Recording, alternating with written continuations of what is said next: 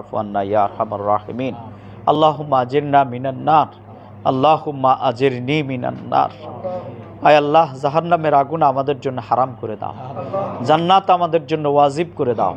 আয় আল্লাহ, তোমার যুবকরা যাদেরকে তোমার রাসূল সবচেয়ে বেশি পছন্দ করতেন, ভালোবাসতেন, আল্লাহ এই যুবকদেরকে সমাজের জন্য, ইসলামের জন্য তুমি কবুল করো। আল্লাহ, এখানে বেলালের মতো, খাব্বাবের মতো, আবু বকর, ওমরের মতো লোক তুমি আমাদের এখান থেকে বের করে দাও। আয় আল্লাহ, তুমি আমাদের আব্বা আম্মাকে মাফ করে দাও। আল্লাহ, এই বাংলাদেশকে তুমি কবুল করো। আল্লাহ, ফিলিস্তিনের ভাই বোনেরা এখনও জীবন দিচ্ছে। আল্লাহ, তাদের ইফতারি এবং সেহেরি বলতে কিছু নেই, তাদের রক্তের বিনিময়ে ইসলামের বিজয় তুমি দান করো।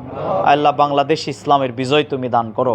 আল্লাহ, এই যুবকদের হাত ধরে ইসলামের বিজয় তুমি দান করো।